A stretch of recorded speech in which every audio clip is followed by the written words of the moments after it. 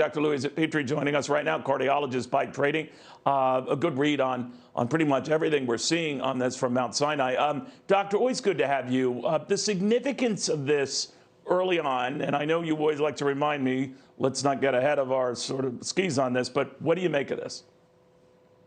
That's definitely promising, and I'm like you, I would take the rush no matter what. But definitely great data coming out. Only first 8 cases reported, and reiterating what was said before, it took 2 doses 2 weeks apart to ramp up an immune response.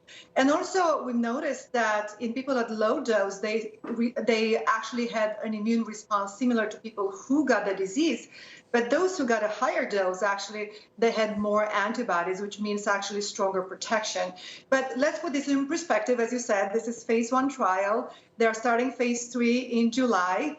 And just trying to be cautious here, many studies don't even end up or finish after phase 3 trial. So let's be optimistic here and see what happens.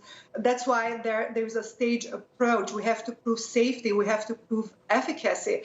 And there are things you can speed up, right? You can speed up on infrastructure, logistics, and manufacturing, but you cannot speed up when it comes about safety and waiting to see how people respond to that.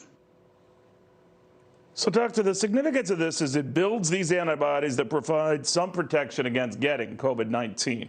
Now, how is that going to help those who might already have COVID-19?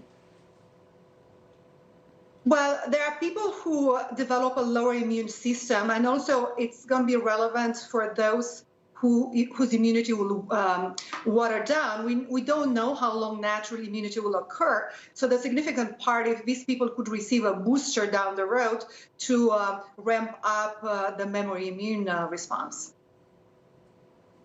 Now then there's the issue of, if this is as promising as you say and others have been saying as well, Doctor, you'd have to get a lot of doses out to the world. How is something like that organized and handled? I mean, the next step, let's say you have a promising vaccine, a promising treatment, even if you want to grant an emergency approval for those who desperately need it or could be beneficiaries of it. How does that all come into play?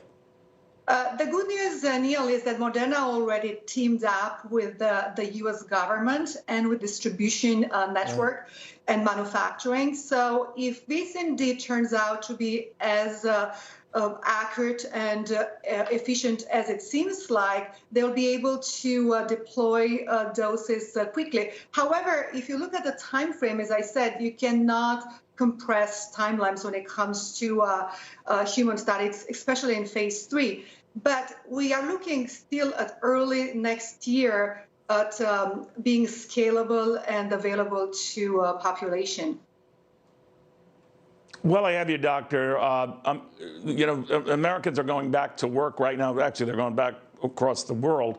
You're a cardiologist by training, a professor of cardiology as well. That's a vulnerable subset of the population. Those with diabetes are as well, those with a host of other ailments. How would you recommend that group, those vulnerable groups, you know, organize their return to work? Definitely, Neil. It has to be a staged up approach, and the fragile population and those with chronic medical conditions should be the last to go out and about.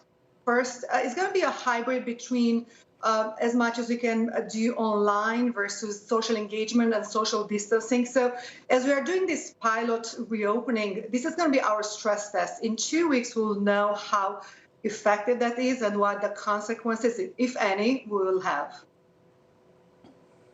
All right, Doctor.